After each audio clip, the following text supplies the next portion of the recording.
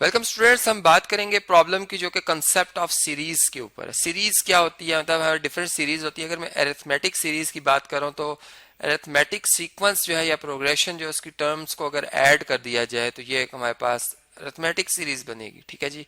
तो देखें, क्वेश्चन है हमारा कि how many terms of this series. अब एक सीरीज है कि इसकी ये फर्स्ट टर्म है, ये उसकी दूसरी टर्म है, ये तीसरी टर्म है, सो ऑन।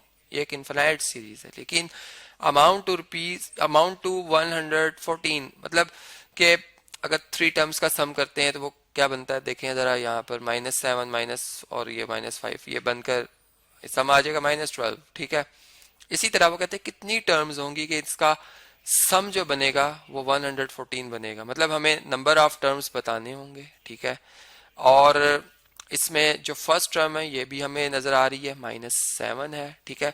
डिफरेंस हम देख सकते हैं, देखें डिफरेंस एक जैसा है, क्योंकि अगर -4 में मैं और -7 में अगर डिफरेंस देखूं तो वो 3 का है, -3 का है, बल्कि +3 का है। हम यूं कह सकते हैं कि अगर हम मतलब अगर हम ऐड कर रहे हैं तो +3 का है। ठीक है।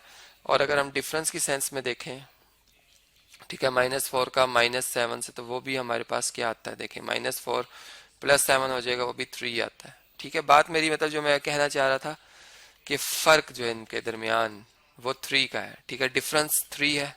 ठीक है। इसी तरह यहाँ भी अगर आप 3 ऐड करते हो +3 तो ये आपके पास नेक्स्ट टर्म आ जाती है। और इसमें जो सम बन रहा है सीरीज का, वो 114 बनेगा। ठीक है। कितनी टर्म का बनेगा ये हमने मालूम करना है यहाँ पर, मतलब ये हमारा क्वेश्चन है। क्योंकि इनफिनाइट सीरीज में तो फिर बहुत बड़ा, अगर इनफिनाइट हो तो फिर बहुत अनडिफाइंड ही सम बनेगा जो हम नहीं बता सकते। लेकिन हम यहाँ पर एक कह रहे हैं बात कि वो कुछ फाइनाइट टर्म्स होंगी, उनकी तादाद हम बताने जा रहे हैं। ठीक है। अब हम ये बात जानते हैं कि जो हमने सीरीज का सम का एक फार्मूला पढ़ा था, ठीक है, वो क्या था जी।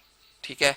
मतलब अगर मैं यूं कहूं कि इन टर्म्स को अगर मैं इसी तरह से ऐड करता जाता, मैनुअली भी चलता अगर मैं, ठीक है, तो तब भी मैं पहुंच जाता, लेकिन वो मेरा एक बहुत लॉन्ग प्रोसेस है। देखें उसमें फिर अभी ये 2 आना था, फिर उसके बाद ये 5 आना है, फिर इसके बाद 8 आना, मतलब बहुत ज़्यादा टर्म्स है। फिर ये सम भी साथ साथ याद रखना एक काम है। तो इसके लिए हमने एक फार्मूला ड्राइव कर लिया था, उसी को हम यूज़ कर लेते हैं। और वो फार्मूला है S sub n is equal to total जो तादाद n/2 उसका हाफ करते हैं 2 times of first term plus n-1 और मल्टीप्लाई बाय d। ठीक है। अब देखें इसमें हमारे पास जो n है वो नहीं पता, हमें सम पता है। ठीक है। 114 है, हम ये लिख देंगे। n एज इट इज रहेगा, n एज इट इज रहेगा। फर्स्ट टर्म कितनी है, -7 है, इसको आप यहाँ पे इसकी वैल्यू को लिख दोगे। ठीक है। n-1 एज इट इज रहेगा और कॉमन डिफरेंस 3 का है। ठीक है। ये भी वैल्यू आपकी इसी तरह रहेगी। अब इनको अगर हम सिंप्लीफाई करें, इसको ये 2 इधर आकर 114 से मल्टीप्लाई होगा। ठीक है। चलें इसको देख लेते हैं। 114 को अगर 2 से मल्टीप्लाई किया जाए तो आता है 228। ठीक है। n ये आ जाएगा -14 प्लस 3n और -3। ठीक है। अब ये आ गया 228 n multiply by -17 plus 3n। ठीक है।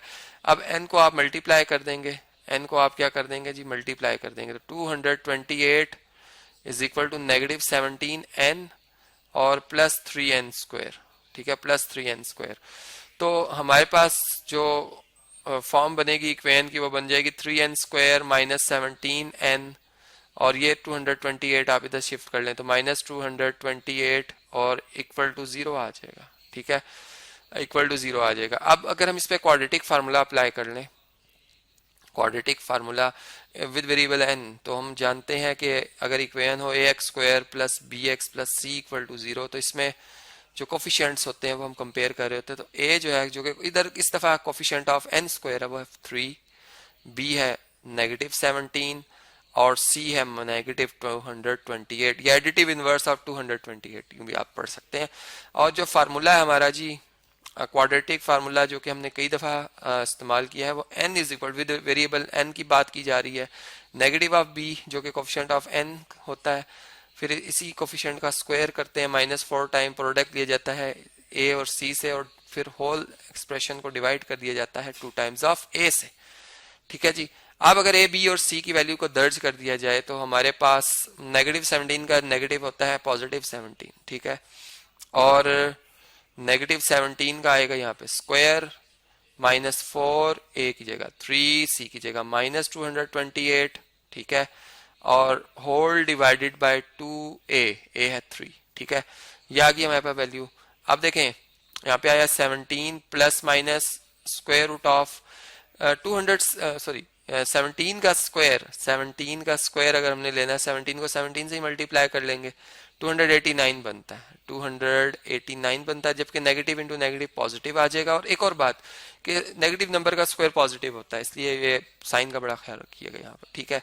तो 43 टाइम 12 होता है, 12 को 228 से मल्टीप्लाई कर लेते हैं, 12 को यहाँ पर मल्टीप्लाई कर लेते हैं हम किससे जी, 228 से।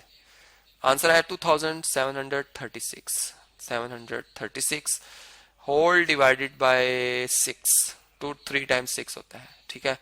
अच्छा जी, अब देखें इसमें, हाँ जी, अब हमारे पास आया 17 प्लस माइनस, इन दो नंबर का सम कर लेते हैं 289 भी इसमें इसी सम में ऐड, इसी प्रोडक्ट में ऐड कर लेते हैं 289, 289, तो ये कितना आया 3025, ठीक है, ओवर 6, जो कि 55 का स्क्वायर होता है, अगर स्क्वायर रूट लें तो 55 ही आता है, ठीक है। देखें जी n इज इक्वल टू आएगा 17 प्लस माइनस 55 डिवाइडेड बाय 6। अच्छा जी, अब हम जानते हैं कि जो सीक्वेंस होता है वो एक ऐसा हमारे पास फंक्शन है जिसकी domain set of natural number होती है, ठीक है। नेगेटिव में नेचुरल नंबर्स नहीं होते, इस चीज का ख्याल रखेंगे हम। तो 17 में से जब हम 55 माइनस करेंगे एक केस में, तो यहाँ पर जो आंसर आएगा वो नेगेटिव आएगा, ठीक है, वो नेगेटिव आएगा, जो कि नॉट पॉसिबल है। नॉट पॉसिबल मीन्स के जो चीज हम फाइंड करने जा रहे हैं, जिस स्टडी में, जिस फील्ड में हम स्टडी कर रहे हैं उसके हिसाब से ये रॉन्ग है, ठीक है। हाँ, मैथ के अगर आप अदर क्लासेस में, अदर मतलब कोई और केस डिस्कस कर रहे हैं तो उसमें हो भी सकती है वैल्यू नेगेटिव, ठीक है। अच्छा जी, अब 17 प्लस 55 ओवर 6, अब हम इसे सॉल्व कर लेते हैं, ठीक है। और ये भी देखा जाए कि नेचुरल नंबर ही आना चाहिए, ये ना हो कि नया कोई नंबर आ जाए। तो 55 में अगर आप 17 ऐड करें तो बना 72, और 72 6 पे डिवाइड करें तो क्या आंसर आता है जी, 6 पे डिवाइड करें तो ये आता है 12। इसका मतलब कि कितनी टर्म का सम 114 होगा, 12 टर्म्स का, ठीक है। तो यहां से हमें बात पता चल गई कि ये जो हमारा क्वेश्चन था जी, हमसे पूछा जा रहा था कि कितनी टर्म्स होंगी, how many terms of the series amount to 114। तो हमने इसका आंसर दिया, बताया इन्हें कि जी 12 कि 12 टर्म्स होंगी, ठीक है, नंबर ऑफ टर्म्स। सिर्फ आप इस सेंटेंस को काट देंगे, हाउ मेनी, आप लिखेंगे 12 terms of the series amount to 114। तो इसी के साथ आप स्टेटमेंट में भी जवाब दे सकते हैं।